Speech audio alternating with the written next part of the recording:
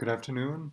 A late video today as I was waiting for the UK GDP news to see the reaction of several British pairs.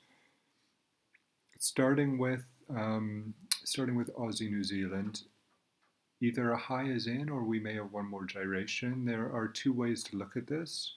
Currently in wave 5, there is a triangle possibility here. So from 3, A, B, C, D, E, we've had,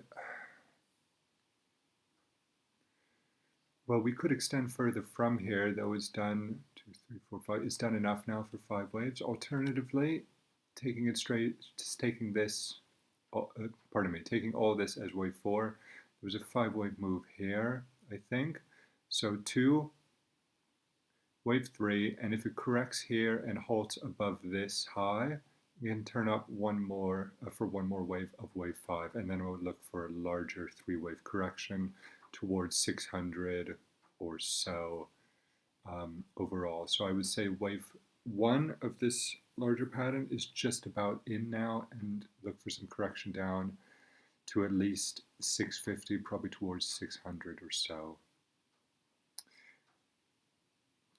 Pound Canadian dollar. I was waiting for news on this pair principally as I was trading it, and there are several possibilities. The break did not, or at least has not happened. It looks like it won't. If it does, there will be a chance to buy on this breakout because it's a very strong resistance point going back to September. Alternatively, we will see one more low for Y.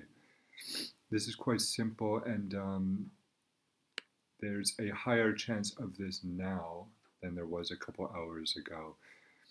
5-wave impulse, 3 waves for W, an X wave, and we've had 3 waves down here, but this could just be the first part of larger Y, and this up move is the second part, and now we have one more down move for the third part of Y. So this whole section would be 3, just as this was 3, towards the 61.8 level. So if that materializes in the next week or two, I'll still be looking to buy this pair as it's still behaving correctively within this. So long as it's underneath resistance, the only buys in this pair are further down, as there's no buy under resistance, only sell.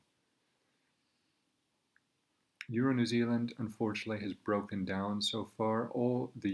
All of the euro pairs have been very, very weak. There is a chance that this is a larger 3-wave correction and that we find a base under here, but that needs to be confirmed because right now it's breaking down quite strongly. So there's no long trade in here at the moment. It's a surprise that it hasn't gone up for another leg, but that sometimes happens, just as in Euro, Australian dollar. This broke down overnight. Evidently, that was not a 5-wave move, and it's simply crashing. We'll see, it's falling apart now, and I'll see how it behaves. I'm not looking to take a long in this pair, just it has been a longer-term plan on a larger structure. See how that passes.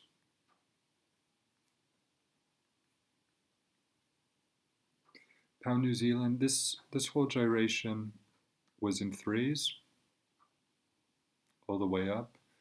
So at the moment, I would mark it still as a larger correction, just as Pound Canadian is looking for a larger correction. So this is the second part of a larger move down to around here, probably. So I'm still bullish on this. Go to pound dollar. I don't have clarity on this. It's in the middle of nowhere. I'm not favoring a bullish count as such. Maybe we'll see something from here. Otherwise, the lower triangle I mentioned on the weekend. Euro dollar. This was very difficult to trade. I couldn't get into this. The only chance I could see was a simple breakout here, which I'm not fond of in small, tiny corrections. It was a breakout trade here, though, but that was being counted at the time as wave 5, though it's obviously morphed. This section here could be wave 1, 2, 3, 4, and 5. So we would see a correction now. of this whole advance. So long as it doesn't violate the high, any three-wave bounce of this decline will be a sell. So we would be in wave 3. One of 3 would be completed for a larger move down. So far it's looking very bearish. The other dollar-based pairs, Aussie dollar did not break down yesterday. It is still within this corrective looking wedge. Though again, until it breaks down or until it sees a new high, there is no trade on this. And New Zealand dollar still favoring the downside. However, it's within the possibility of a large move. If essentially for now, staying bearish as long as it corrects underneath this high. Alternatively, it'll be a slightly larger three-wave move with this whole section being an ending diagonal for wave at the end of wave 1. And another disappointing move so far is dollar yen. We were very close to a 5-wave move. I cannot count this as a 5-wave move. I have it as 1, 2, 1, 2, 3, 4, 5. And then this could have been 4 or this could have been 4, but it never made another high. So I'm not viewing that as a 5-wave move up. At the moment, it's still within the bounds of moving up, though given the weekly, if it breaks this recent low from 2 weeks ago, I would stop looking for longs in this pair. And it's not behaving well despite current dollar strength. So Euro yen is completely broken down, and this does not look good at the moment. So this update is very thin on trades.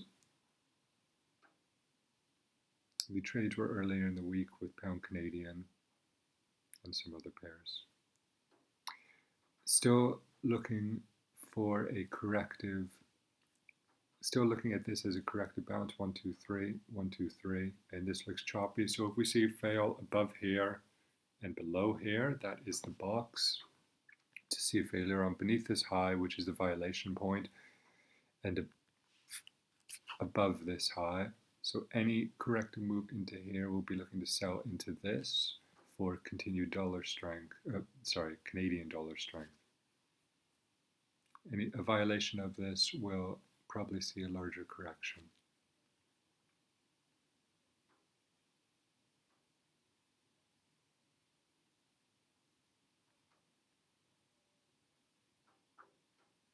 And gold had a good bounce yesterday off of this. Again, not quite clear at the moment.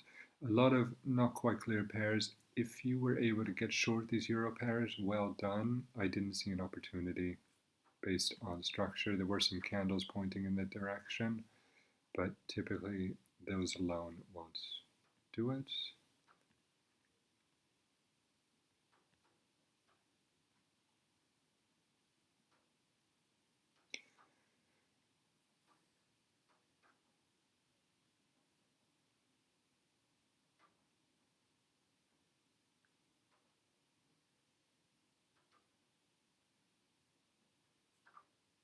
So any failure here, it is already failing. The bullish count on pound Canadian dollar was 1, 2, 1, 2, 3, and that does not look like it's materializing now. So this pair, which I still like a lot, another move down for Y is looking very likely. So this would be a 3-part move for larger Y here. Okay, hopefully more possibilities tomorrow in actual trades.